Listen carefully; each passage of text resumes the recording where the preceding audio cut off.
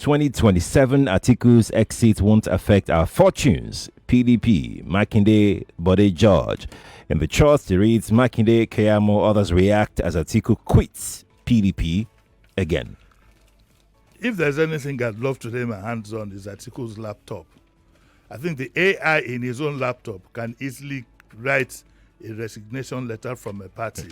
He can easily write it in less than a minute because the man has been going back and forth and back and forth.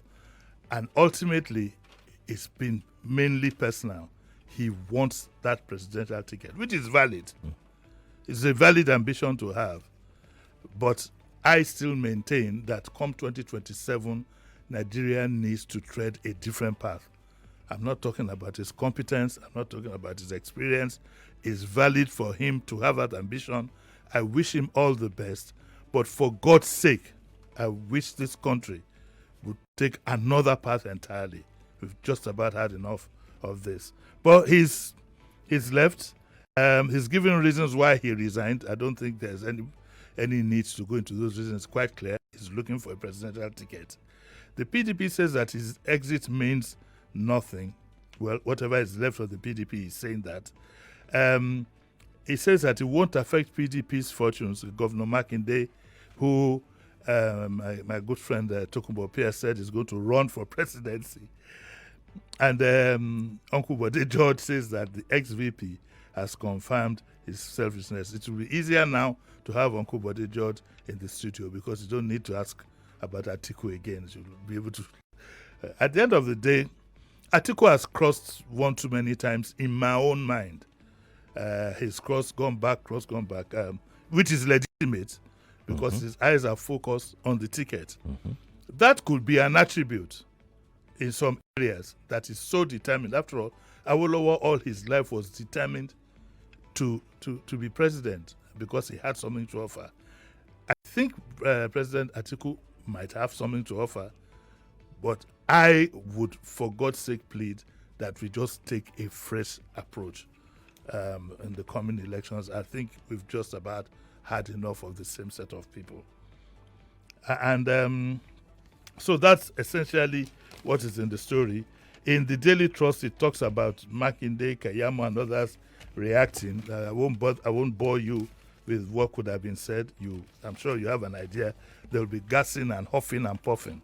But the truth is, he's gone. So Atiku's aide said it's too premature to talk about his next destination, which I think is quite unnecessary. I think we all know that he's headed to the ADC. ADC, yes. Part of the coalition. So why are you saying it's too premature? I don't understand some of these aides.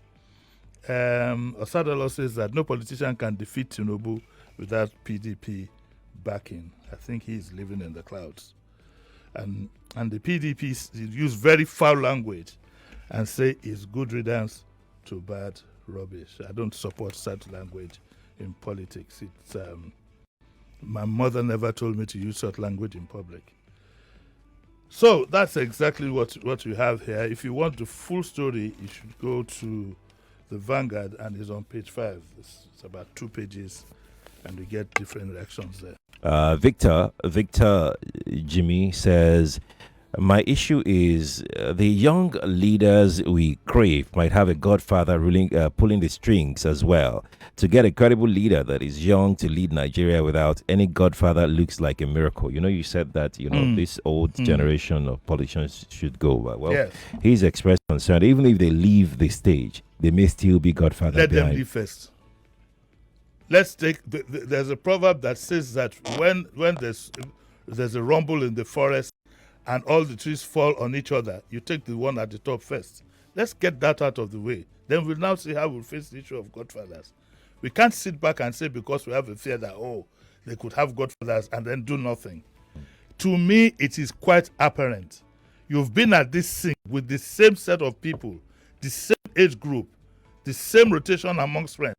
You've been at this thing for close to 30 years. Why not try something else, for God's sake?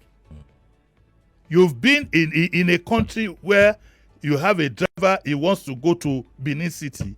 He's using Google Maps to go to Benin Republic because they are both Benin.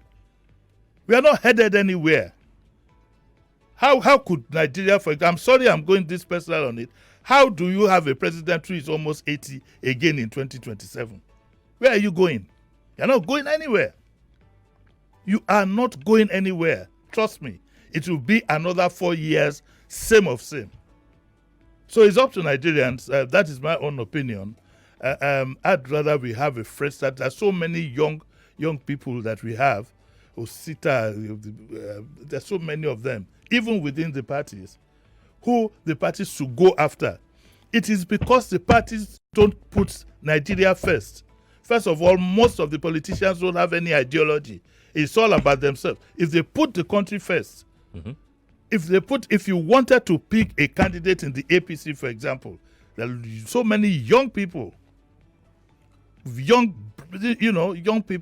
who can turn this country around. But it's always about same of same.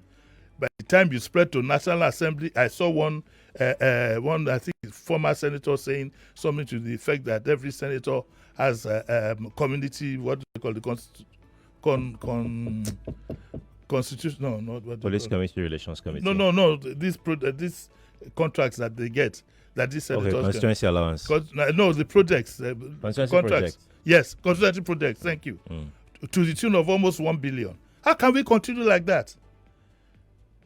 How can we continue to load the place with the same people who will part the budget, part this, part that? The executive won't say anything. It's up to us. It's up to us. If these people don't want to retire, let us retire them.